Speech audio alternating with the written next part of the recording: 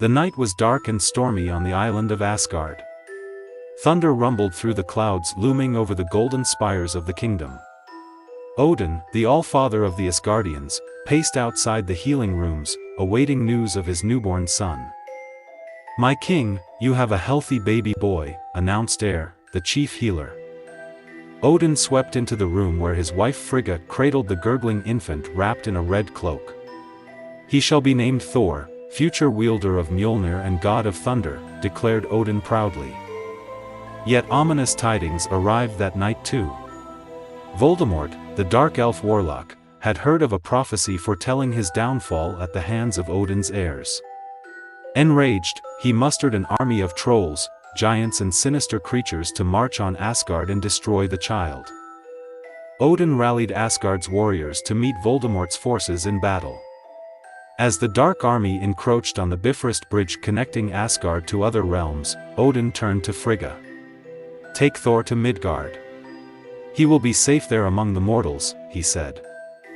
Frigga swaddled baby Thor and carried him through a secret portal to Earth. There she left him upon a doorstep in England, entrusting him to the care of the mortal couple Lily and James Potter. Before long, Voldemort's trolls smashed through Asgard's defenses. Odin led the Asgardians in a mighty last stand, but fell in battle. Asgard was left vulnerable. Yet Thor had escaped to one day rediscover his true origins and rise to fulfill his destiny as the champion of Asgard and protector of the realms. For now, he was simply Harry Potter, a mortal boy marked with a special scar. But the heavens would soon call him home. Harry Potter had always felt out of place with the Dursleys, the mortal family that took him in after his parents died. While his cousin Dudley was spoiled rotten, Harry was punished for the strangest things, like when his hair grew back overnight after a horrible haircut, or the time Dudley and his friends found themselves trapped in a snake enclosure at the zoo after Harry got upset. On Harry's 11th birthday, a large man with a bushy beard named Hagrid arrived and revealed the truth about Harry's past. He was not simply a mortal boy, but the son of Odin, ruler of the magical realm of Asgard. Harry was shocked to learn he was Thor, the Norse God of Thunder, sent to Earth as a baby to protect him from the dark elf Voldemort who attacked Asgard. Hagrid invited Harry to attend Hogwarts, a legendary school that trained young magic wielders. There Harry met his new friends Ron and Hermione, and learned more about his abilities as an Asgardian god.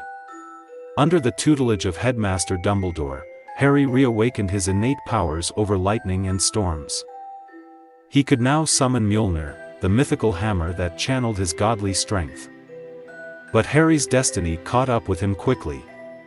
Voldemort had rebuilt his forces and used dark magic to return to a physical form. He continued to seek vengeance against Harry and the late Odin's family. After clashes with Voldemort's followers, the Death Eaters, at Hogwarts, Harry decided he must use his emerging powers as Thor to take the fight back to them.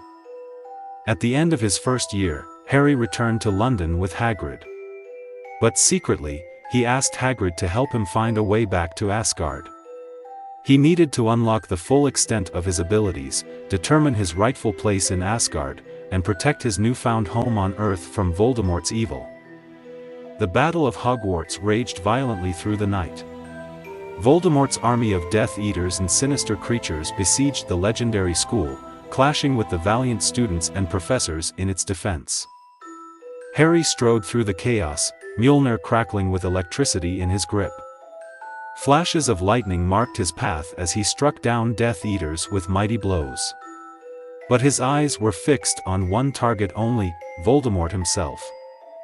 Voldemort was dueling with Dumbledore at the center of the battle, surrounded by his closest followers.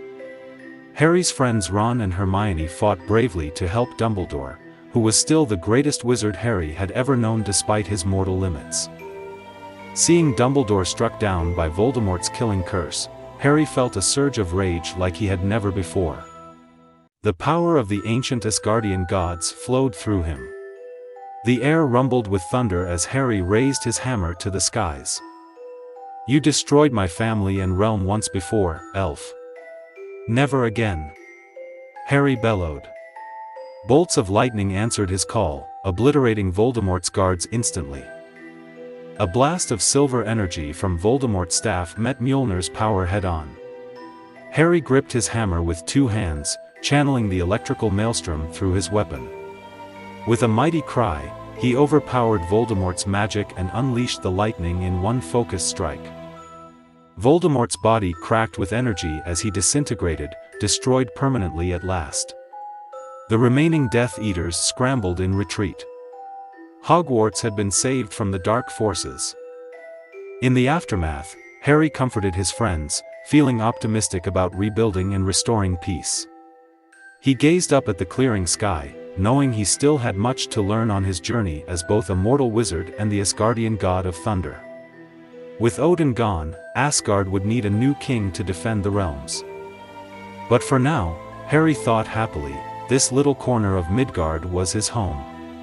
And he had proven he could defend it well.